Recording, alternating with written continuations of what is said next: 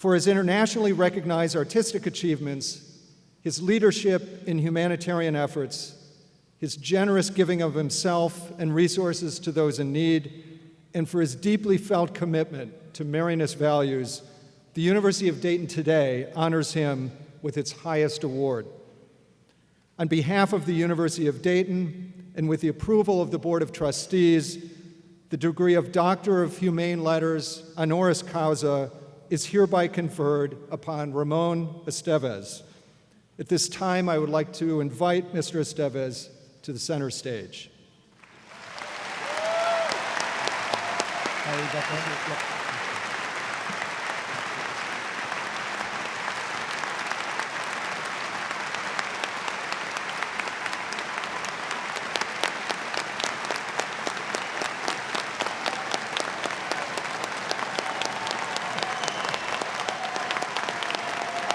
Ramon Estévez, we honor you for your selfless spirit of service, dedication to the common good, and commitment to peace and reconciliation through education. Therefore, Honorable Interim Provost, upon the recommendation of the Board of Trustees of the University of Dayton, I confer upon you the degree Doctor of Humanities Letters, honoris causa.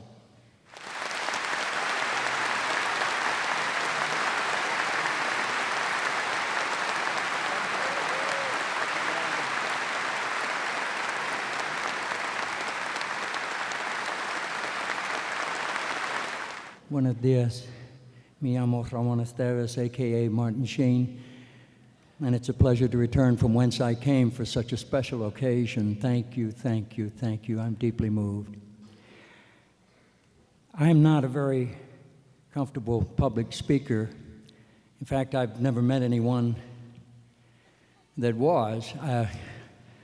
Nobody really looks forward to this. I promise you. So I learned a little prayer from a dear friend of mine some years ago that I always use before I start, and I haven't done it yet this morning, so if you don't mind, I'll do it in front of you. Lord, take me where you want me to go, show me who you want me to see, tell me what you want me to say, then, Lord, get me out of your way. That was my friend, Father Michael Judge, if you remember the name. He was the first victim of 9/11. And I'm honored to remember him here this morning.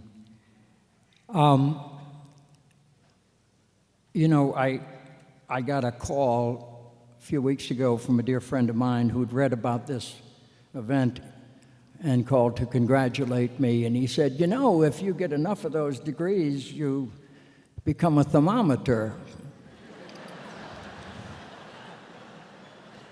I've still got a ways to go, but I'm warming up. My dear father, Francisco, I'm sure is turning over in his grave just up the street here in Calvary Cemetery. As you heard earlier, he was determined that I should attend the University of Dayton, and I was equally determined to go to New York and begin a career in the theater. It became a great source of tension between us, and I thought maybe the best way I could convince him that I was not university material was to send him a message in no uncertain terms that I did not belong here. So I took the entrance examination and I failed it on purpose. In fact, I understand that to this day I still hold the record for the lowest degree in the history of this university's entrance examination. Out of a possible 100, I scored a 3. But now, looking back on it, I'm not so sure I would have done any better if I'd really tried. My father and I healed our rift, and he blessed me, and I went off to New York to begin a career. He was my first hero. He was the best man I ever knew, and I'm honored to remember him here this day with thanksgiving and praise. You know, I'm going through a bit of a identity crisis, so I hope you'll bear with me a little bit. It was mentioned earlier that I was part of a certain series that began in the fall of 1999 and went all the way to 2006. And as a result, I became known as the acting president of the United States. And when the series ended in '06, I became known as the former acting president of the United States, and it still dogs me.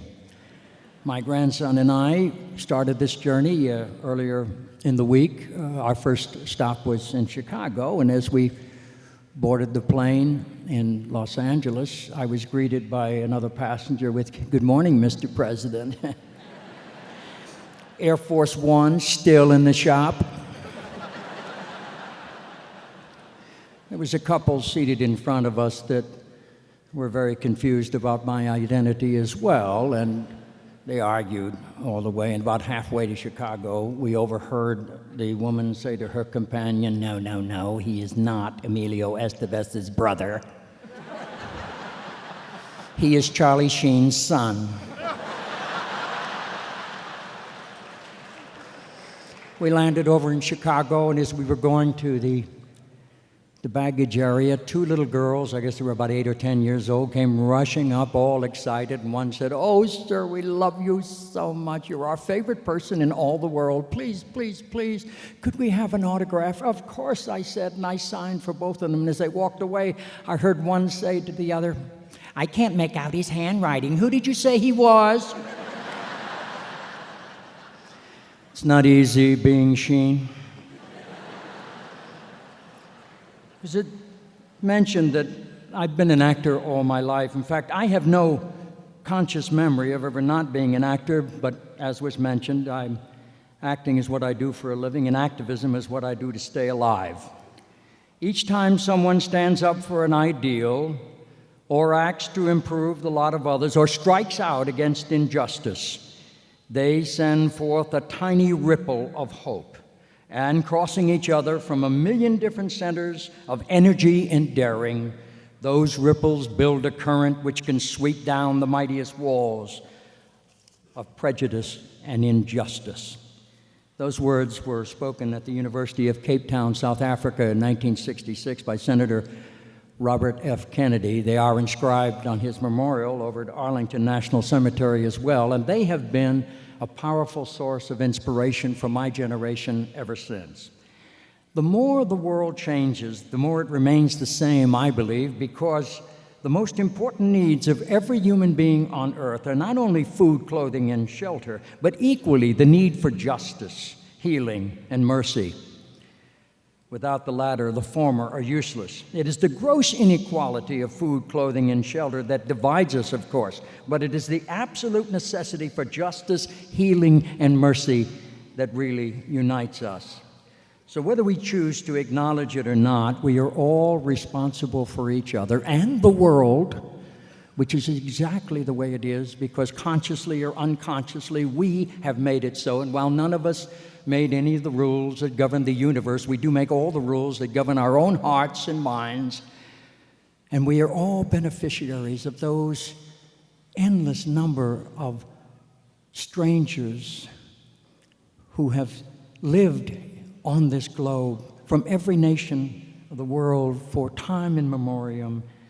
And they assure us that the world is still a wonderful and safe place despite our fear. And we're not asked to do great things, we're asked to do all things with greater care. And such an ideal is rare in a culture of so many compromised values and so much cynicism, a culture that all too often knows the price of everything and the value of nothing. And yet there remains a very real and mysterious yearning deep within each and every human heart that compels us to reach outside of ourselves and help others for our own sake. Now, this yearning is a manifestation, I believe, of our true selves and leads us to the very first small, conscious acts of personal heroism, which often brings rejection from the crowd, but satisfaction from the heart. This yearning, however, can be very, very costly. If it were not so, we would be left to question its value. But remember this above all: one heart with courage is a majority. Over the entire history of the human race, no one has ever made any real contribution without personal suffering, self-sacrifice, and sometimes even death. The Irish tell the story of a man who arrives at the gates of heaven and asks to be let in. St. Peter says, "Of course, just show us your scars." The man says, "I have no scars." St. Peter says, "What a pity. Was there nothing worth fighting for?" My fondest wish for each and every one of us is that we will find something in our lives worth fighting for, because when we do, we will have found a way to unite the will of the Spirit with the work of the flesh, and the world would discover fire for the second time. Then may the light and the heat from that fire confirm our purpose with every thought, every word, every action, to help heal a broken world wherever we may find it, and so that in the end we may be made worthy of the long-promised blessing reserved for the peacemakers and those that do justice.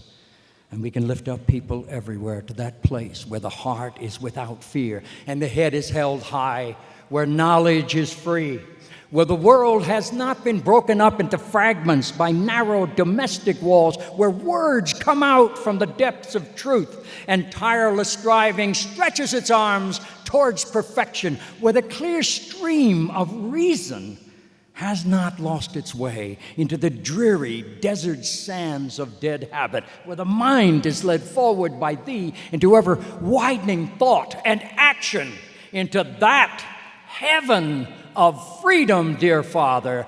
Let us all awake. Thank you so much.